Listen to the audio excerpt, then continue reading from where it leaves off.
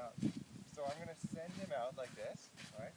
Then I'm going to go to step 2, all right, and then step 3, and then step 4.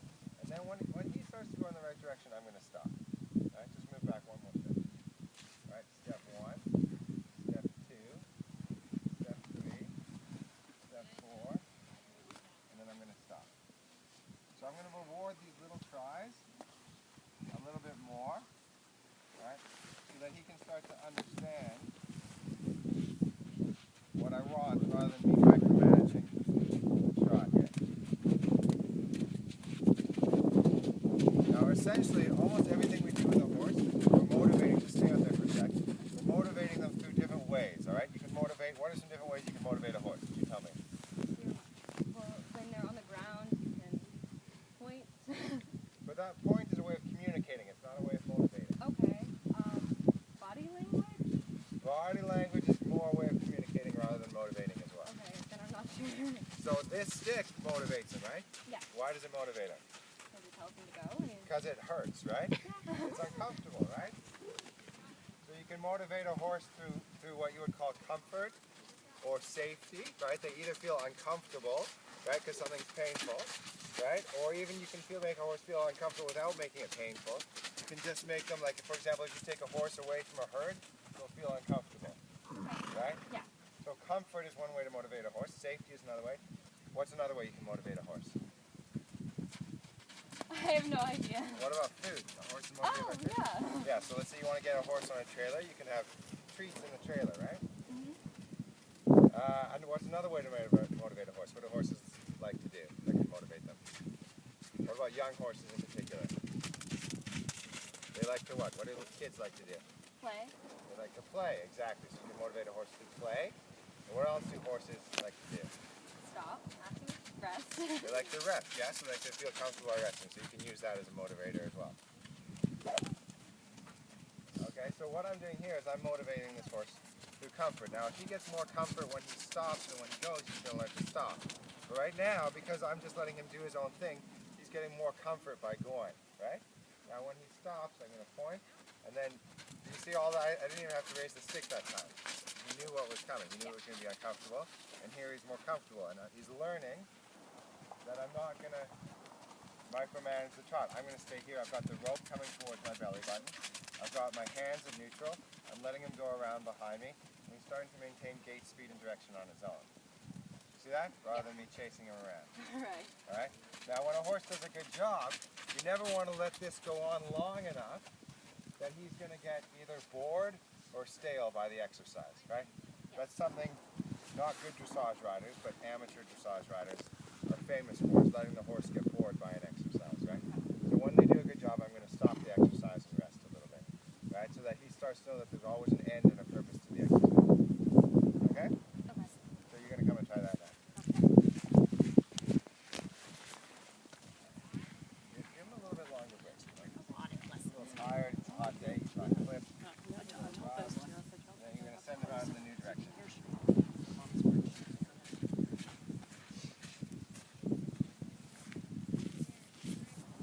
That's nice. That's a nice attentive look. Yeah, and then relax. Let the rope get long. Beautiful.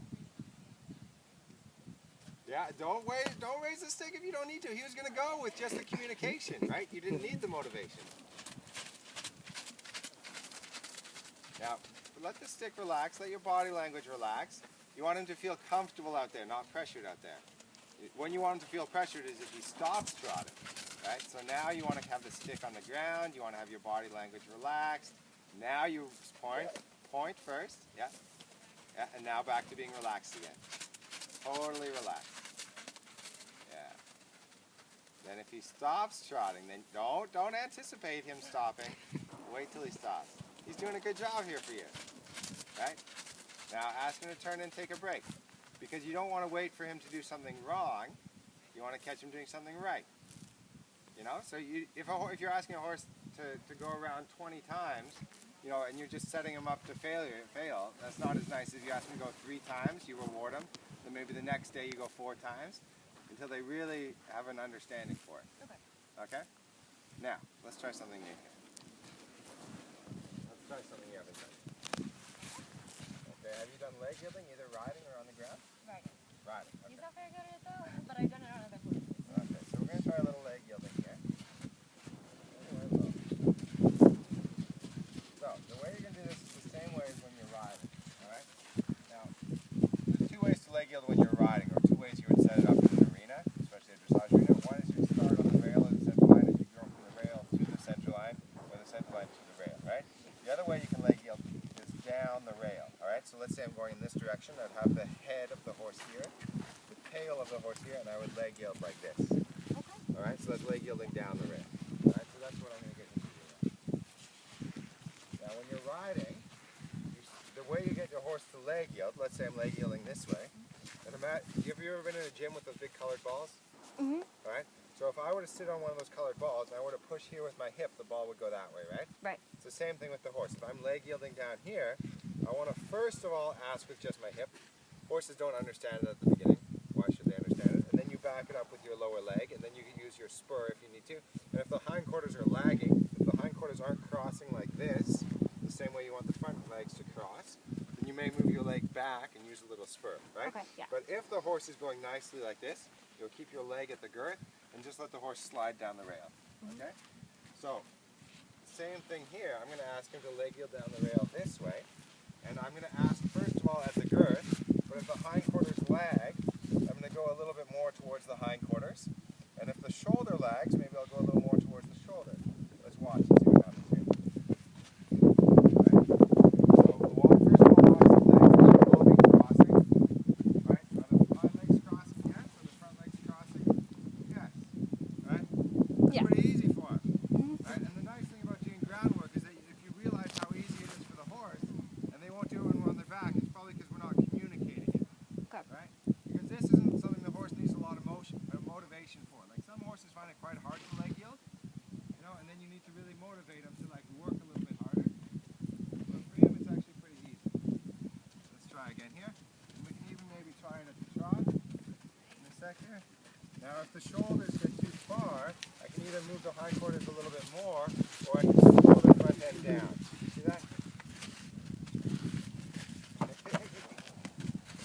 Don't jump. It's going to be a good jumper. Look a little more towards the hindquarters here. Yes. And if I want him to not jump, I'm going to get a little wiggle across. Right? Now, when you're first learning this, you don't want to make every step perfect. Like, you don't want to go really slow and make every step perfect. You want to just get them a feeling for them sliding down the rail. All right? And if they're not perfect for a few steps, then you just keep walking. And I keep this rhythm in my feet. You see I've got this rhythm in my feet? Yes. And even if the horse gets confused, I can kind of stop a little bit and still kind of keep the rhythm in my feet. Maybe go a little, walk with a bigger step, but still keep the rhythm in my feet. All right? Now, the hindquarters are back a little bit more. And so he's making mistakes, but I'm still keeping the rhythm in my feet, right? Yeah. See that? Once I get a few nice steps, I'm going to take a break. Okay. This break is important. Look at the licking and chewing. He's looking at me. He's not looking at the other horses. Take a little breath. The other nice thing is maybe, remember how you were waving this around before? Yes. Maybe you can do that again. Make sure that he's not scared of this. You see how he flinches a little bit? I don't want him to flinch. I want him to realize that he should never react just to the stick. He shouldn't be scared of the stick. He should only react to my body language. Okay. All right? So that my body language and my cues with my hand are what signal and communicate for him to do something. And the stick is there just to back that up, to give him motivation to actually do what I'm asking him to do. All right?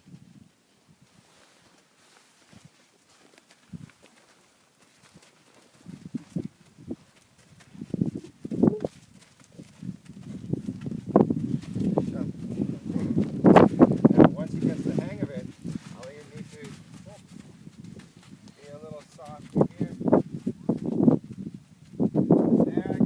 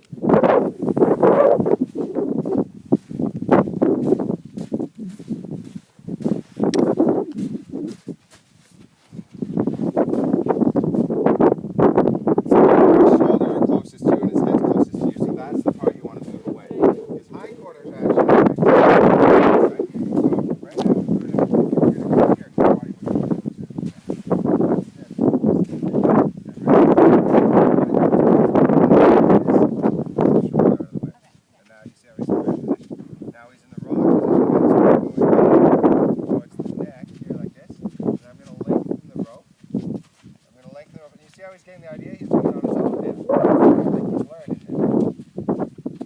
So come and take the rope here. Just keep walking with it. Whichever body part is lagging, right now it's the shoulder, right now it's the hind quarter, then that's where you put a little energy. Good, good, good. Little hind quarter here if it starts to lag. Too much, you overdid it, but that's all right. Give him a little break. Do you ride as well, Betsy? I used to. Yeah. Gave it up, and Annie took it up for me.